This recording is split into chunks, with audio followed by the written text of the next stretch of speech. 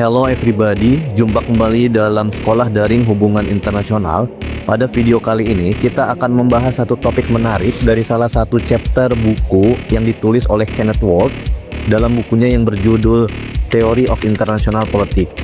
Buku ini menjadi buku paling penting yang harus dibaca oleh mahasiswa hubungan internasional. Buku ini merupakan buku pengantar teori HI di mana Kenneth Walt berupaya membuat sebuah teori dalam hubungan internasional yang bisa dianggap sebagai teori ilmiah. Teori ilmiah artinya teori HI ataupun teori hubungan internasional bisa disejajarkan dengan teori-teori mapan dalam disiplin ilmu lainnya, sehingga kredibilitasnya untuk memahami dan memprediksi peristiwa global dapat dijadikan pegangan yang meyakinkan, baik di masa kini maupun masa yang akan datang. Selain itu, teori ilmiah yang baik adalah teori yang mampu menguak fenomena ataupun peristiwa yang ada secara logis, masuk akal, dan dapat dipercaya. Sebab, teori yang baik seringkali mampu memprediksi dengan akurat fenomena-fenomena yang akan terjadi di beberapa tahun mendatang. Nah, makanya dalam buku ini, Walt mencoba untuk mengembangkan teori hubungan internasional yang bisa menjadi pedoman umum, khususnya bagi para akademisi, mahasiswa, dan para pengambil kebijakan dalam melihat dunia yang rumit dan kompleks ini. Walt mencoba menciptakan teori hubungan internasional yang lebih rasional, yang lebih sistematis, dan lebih terstruktur, supaya kita memiliki alat ataupun kacamata untuk memahami fenomena-fenomena politik global secara lebih jelas. Tapi sebelum kita masuk ke dalam teori yang dikembangkan oleh Walt dalam buku tersebut, pada kesempatan kali ini, kita hanya akan membedah chapter yang dia tulis soal laws and theory. Chapter ini berada dalam urutan yang pertama, sebab dalam chapter inilah yang menjadi landasan Walt dalam mengembangkan teori hubungan internasional nantinya.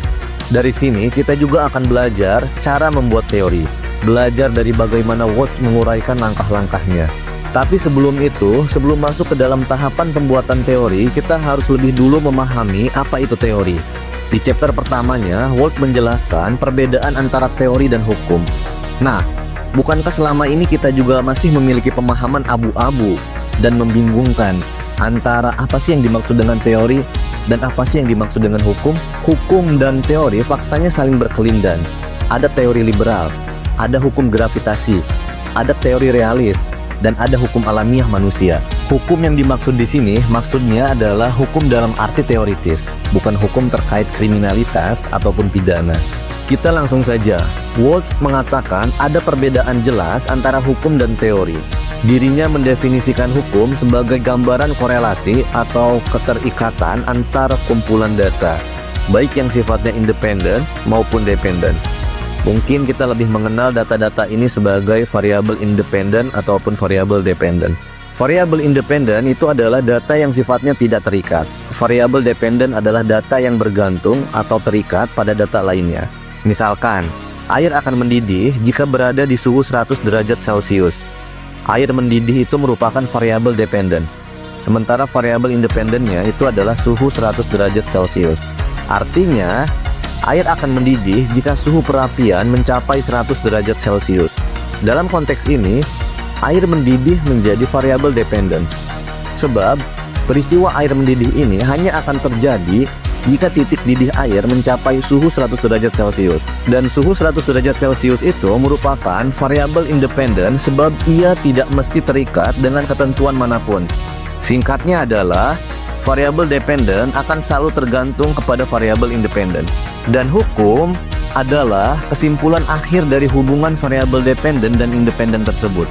Hukum hanya sekedar menggambarkan bahwa jika variabel-variabel tertentu saling berkorelasi, saling terkait satu sama lain, pasti akan menghasilkan suatu fenomena tertentu.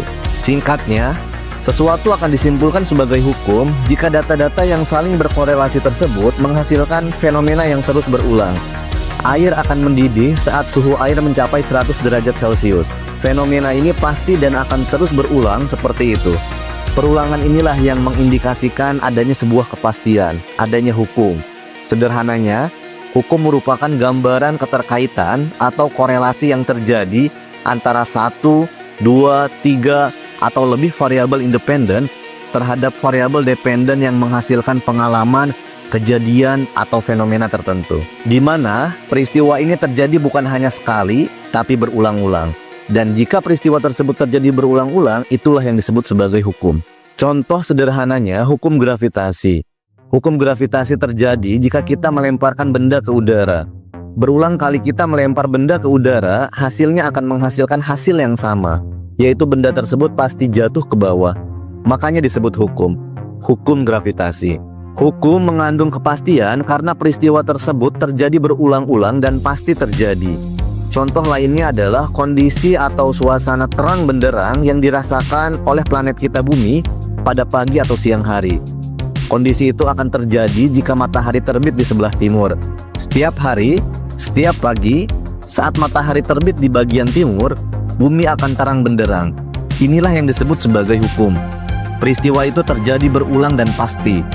Hukum dengan demikian adalah gambaran apa adanya dari korelasi antar variabel data dengan hasil yang pasti dan berulang.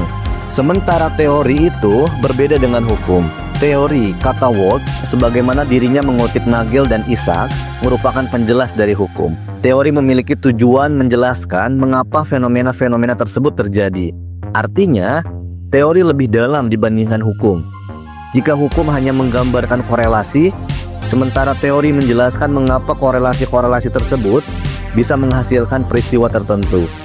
Teori berupaya menjelaskan mengapa saat benda dilempar ke atas, ia akan jatuh ke bawah. Teori berupaya menjelaskan mengapa saat matahari terbit di sebelah timur, bumi menjadi terang benderang. Teori berusaha menjelaskan mengapa saat air mencapai 100 derajat, air akan mendidih. Memang, pada kenyataannya, teori berbeda dengan hukum. Kata Waltz, jika hukum ditemukan apa adanya, teori itu harus diciptakan atau teori harus dibangun. Intinya, teori bukan hanya sekedar mencoba untuk mencari keterkaitan antara variabel data, tapi lebih dalam lagi, mencoba untuk menjelaskan mengapa ketika variabel-variabel tersebut berkorelasi satu sama lain, itu bisa menghasilkan kejadian tertentu. Teori tidak seperti hukum yang sekedar menggambarkan logika korelasi antar data. Jika A maka B, yang terjadi berulang-ulang. Teori faktanya menjelaskan mengapa semua itu bisa terjadi. Mengapa data-data yang saling terkait tersebut bisa menghasilkan fenomena atau kejadian tertentu. Seperti yang disampaikan oleh Kenneth Walt, saya kutip kata-katanya, data tidak pernah berbicara bagi dirinya sendiri. Artinya, data butuh diinterpretasikan melalui keberadaan teori yang sudah ada sebelumnya atau yang baru kita ciptakan sendiri untuk menjelaskan mengapa saat data-data tersebut saling terhubung satu sama lain bisa menimbulkan peristiwa tertentu. Makanya, disinilah dibutuhkan gagasan teoritis sebagai alat tafsir data yang berfungsi untuk menjelaskan data menjadi lebih bermakna. Karena, lanjut Walt, pengamatan kita terhadap satu peristiwa juga akan sia-sia dan tidak akan menghasilkan pengetahuan apa-apa tanpa adanya gagasan teoritis yang memandu cara kita berpikir. Teori penting untuk menyelidiki korelasi sebab akibat dari peristiwa yang terjadi. Ia adalah kompas penunjuk yang mengarahkan cara pandang kita, arah berpikir kita. Makanya, yang dimaksud dengan teori, kata Walt, saya kutip langsung, adalah penjelas dari hukum. Jika hukum menggambarkan korelasi antar variabel yang terjadi berulang-ulang dan menghasilkan fenomena yang pasti, justru teori menjelaskan hubungan di balik itu semua. Di balik hubungan sebab akibat antar variabel hingga bisa melahirkan peristiwa dan fenomena tertentu. Dalam bahasa yang lebih sederhana, teori menjelaskan mengapa fenomena tertentu bisa terjadi. Mengapa saat kita melemparkan batu ataupun benda lainnya ke atas, itu pasti akan jatuh kembali ke bawah. Dan mengapa saat matahari terbit di sebelah timur, bumi terang benderang. Nah, teori ingin menjelaskan itu semua. Teori tidak hanya sekedar menyebut korelasi jika A maka B, tapi lebih dari itu. Teori menjelaskan mengapa peristiwa tersebut terjadi. Nah, teman-teman, menurut Kenneth Walt, agar kita bisa mengembangkan sebuah teori, ada satu hal yang harus kita kerjakan di awal. Kita harus menciptakan gagasan teoritis itu terlebih dahulu. Dan cara membangun gagasan teoritis, kata Walt, itu akan datang, itu akan muncul, dan itu diciptakan melalui proses penalaran kreatif otak kita. Sebab gagasan teoritis tidak muncul dengan sendirinya dari data-data yang berserak. Ia harus diciptakan. Ia harus dibangun berdasarkan kreativitas nalar kita. Jika ditanya, mana yang harus lebih dulu ada antara data dan teori, jawabannya adalah teori. Paling tidak, teori-teori kecil, teori-teori pendahuluan, atau sebuah hipotesis sementara yang bisa mengarahkan dan membimbing tujuan kita untuk apa data tertentu dikumpulkan. Dan untuk mengembangkan sebuah teori, kata Waltz, sekali lagi, diperlukan langkah pendahuluan melalui proses kreatif nalar. Jadi tidak ada cara lain untuk membangun sebuah teori selain dengan membangun nalar kreatif kita sendiri. Namun, Waltz juga mewanti-wanti kita bahwa saat kita membangun sebuah teori, jangan sampai kita terjebak dalam apa yang disebut oleh Levi-Strauss sebagai inductivist illusion. Inductivist illusion itu adalah anggapan yang meyakini seolah-olah dengan mengumpulkan banyak data, teori yang akan kita bangun itu akan menjadi teori yang baik, teori yang komprehensif dan layak. Padahal, data seberapapun banyaknya tidak akan menghasilkan penjelasan yang memadai tanpa adanya gagasan teoritis yang dibangun melalui nalar kreativitas di belakangnya. Sebab, tadi Waltz sudah sebutkan, saya kutip langsung, data tidak berbicara bagi dirinya sendiri. Bahkan, hasil pengamatan kita ataupun hasil observasi kita terhadap data-data yang ada tidak akan menjelaskan apa-apa tanpa kerangka teori di belakangnya. Kita tidak akan pernah mengetahui korelasi sebab akibat antar data, antar variabel tanpa terlebih dahulu kita mengetahui gagasan teoritis yang menjelaskan mengapa hal tersebut terjadi. Minimal, kita punya bayangan teoritis kecil tentang tujuan dari data-data yang akan kita kumpulkan. Karenanya, teori akan selalu dibutuhkan dan keberadaannya harus selalu mendahului data. Paling tidak, sekalipun kita tidak memiliki teori atau memang teori yang dibutuhkan belum ada, setidaknya kita memiliki hipotesis teori sementara. Tapi kata Waltz, cara berpikir induksi yang secara kebalikan malah mendahulukan data memang memiliki kelebihan tersendiri karena seringkali dengan menemukan data-data baru, kita juga bisa menghasilkan teori-teori yang baru ataupun jawaban baru atas fenomena-fenomena tertentu. Namun sekali lagi, itu pun harus dibimbing oleh sketsa teori agar data yang dikumpulkan relevan dan masuk akal dengan teori yang akan kita bangun. Sebab kata Waltz, bukan berarti dengan banyaknya data, teori yang kita kembangkan bisa lebih meyakinkan. Banyaknya data tidak menjamin dan menjadi ukuran kuat lemahnya teori yang dibangun, kata Waltz. Contoh berpikir induksi adalah seperti ini. Misal, premis ke-1, kucing di kampung A berwarna kuning. Premis kedua, kucing di kampung B berwarna kuning. Kesimpulan dari cara berpikir induksi seperti ini akan menghasilkan kesimpulan seperti ini, bahwa semua kucing berwarna kuning. Maka itu, seberapapun banyaknya data tidak menjamin kebenaran teori. Teori yang mengatakan bahwa semua kucing berwarna kuning adalah salah besar. Nyatanya, dalam fakta yang ada kucing putih, ada kucing hitam, dan ada kucing abu-abu. Waltz juga memperingatkan kita juga jangan sampai hanya berfokus pada cara berpikir deduktif. Sebab dengan cara berpikir deduktif, kita sulit menghasilkan pengetahuan baru lantaran kita hanya berpatok pada gagasan teoritis yang sudah ada sebelumnya. Lagi pula kata Waltz, saya kutip langsung, bahwa pengambilan kesimpulan teori dari cara berpikir deduktif diambil dari premis besar pertama dan premis minor atas paparan data di premis kedua, sehingga tidak ada kesimpulan baru dari apa yang sudah dinyatakan di awal dan kedua dari premis gagasan dan data-data yang dikorelasikan tersebut.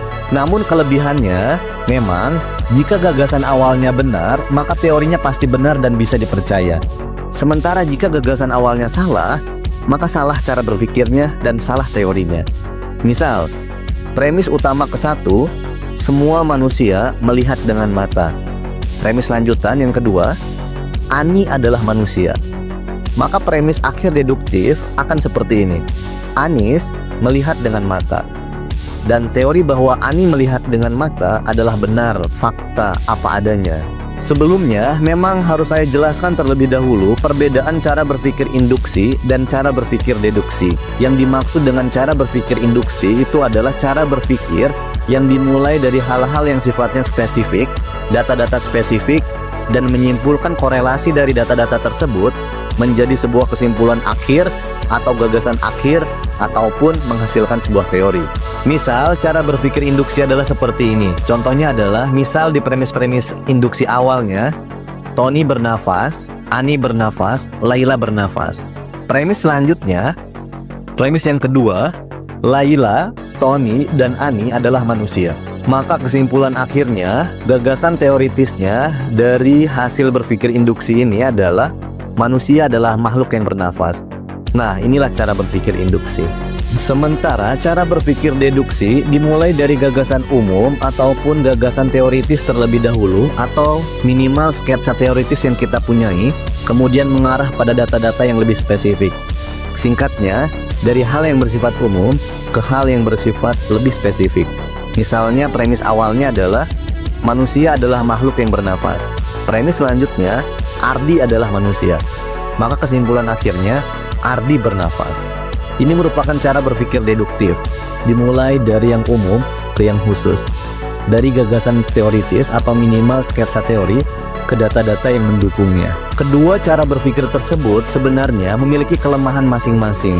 Kelemahannya, kata Walt, dalam cara berpikir induktif, teori yang dikembangkan tidak bisa menghasilkan kepastian yang meyakinkan karena, kata Walt, saya kutip langsung kata-katanya, seberapapun banyaknya data yang dikumpulkan dari pengamatan, bukan ukuran apakah data-data tersebut bisa menghasilkan sebuah teori yang baik yang mampu mendukung gagasan umum. Begitupun cara berpikir deduktif, kata Walt, saya kutip langsung, kita tidak bisa menghasilkan gagasan teoritis yang baru sebab gagasan teoritis ini sudah dinyatakan dalam premis major awal dan premis minor kedua. Tapi kelebihannya, cara berpikir deduktif bisa lebih menghasilkan teori yang lebih pasti sebab gagasan besar teori sudah sejak awal dideklarasikan dan langkah selanjutnya kita hanya tinggal memperkuat gagasan besar tersebut dengan data. Adapun cara berpikir induktif, kelebihannya kita bisa menghasilkan teori yang lebih baru sebab dengan adanya data-data yang baru yang mutakhir yang kita temukan dari observasi akan membuka peluang menciptakan kesimpulan teoritis yang lebih baru, yang lebih segar. Makanya, kata Walt, saya kutip langsung, untuk mengembangkan sebuah teori yang baik, baru dan handal, kita bisa menggunakan kedua cara berpikir itu, deduksi-induksi, namun dengan syarat kita juga mengembangkan gagasan teoritis melalui penalaran kreatif tadi, minimal sketsa awal. Artinya, saat menciptakan teori, kita harus menggunakan dua alur ini. Pertama, kita harus menciptakan sendiri sketsa gagasan teoritis agar jangan hanya terpatok dengan gagasan teori yang sudah ada sebelumnya, sehingga kita bisa menciptakan teori-teori baru. Dan kedua, kita juga memperkuatnya dengan data-data yang logis. Nah, untuk membantu kita dalam mengembangkan gagasan teoritis, Waltz memberikan beberapa tahap. Karena banyaknya data-data yang berserakan di muka bumi ini, atau sederhananya karena data-data di dunia ini sangat banyak, maka untuk membuat sebuah teori yang komprehensif, kita harus menyederhanakannya atau melakukan simplifying. Adapun proses penyederhanaan ini, kata Waltz, itu melalui 4 tahap. Yang pertama, kita harus melakukan isolasi data. Isolasi data itu artinya kita hanya fokus ataupun konsentrasi pada variabel-variabel data terpenting saja. Kemudian setelah melakukan isolasi, kita melakukan abstraksi. Dalam tahap abstraksi artinya kita menyederhanakan korelasi variabel-variabel tadi menjadi sebuah konsep. Kita memperkenalkan konsep di tahap ini. Setelah melakukan abstraksi, kita melakukan agregasi. Agregasi itu artinya kita mengategorikan beragam variabel-variabel dari konsep teoritis yang diperkenalkan di abstraksi berdasarkan kategori masing-masing. Kemudian setelahnya, yang terakhir, yaitu melakukan idealisasi. Idealisasi ini bahasa lainnya adalah pemodelan. Kita mencoba untuk membentuk model ideal dari kerangka teoritis yang kita kembangkan tadi. Contohnya, misalkan kita lihat proses penciptaan teori balance of power dari Kenneth Waltz. Balance of power merupakan teori dalam hubungan internasional yang dalam tahap isolasi, teori tersebut hanya memfokuskan variabelnya pada kapabilitas militer negara dan struktur kekuatan internasional. Korelasi di antara keduanya akan mempengaruhi struktur internasional menjadi unipolar, bipolar, atau multipolar. Kemudian yang kedua, melakukan abstraksi atau menyederhanakan atau membuat konsep. Konsepnya, dalam balance of power, dunia itu terdiri dari negara adidaya atau negara yang kuat secara ekonomi dan militer, serta struktur dunia itu anarki. Itu adalah konsep dalam balance of power. Dua konsep muncul di sini, yaitu konsep negara besar dan konsep anarki. Nah, kemudian kita masuk ke dalam tahap agregasi. Teori balance of power akan mencoba untuk mengumpulkan variabel data negara-negara yang termasuk ke dalam negara adidaya itu apa saja dan siapa saja.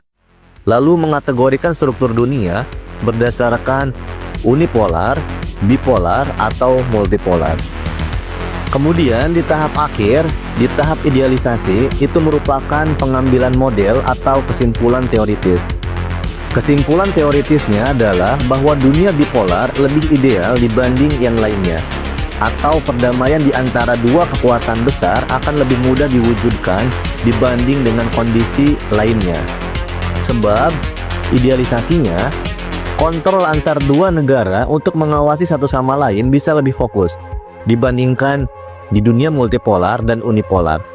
Nah, jadi memang di tahap idealisasi ini kita akan memberikan keputusan terhadap model tertentu yang paling ideal dari seluruh konsep yang ada.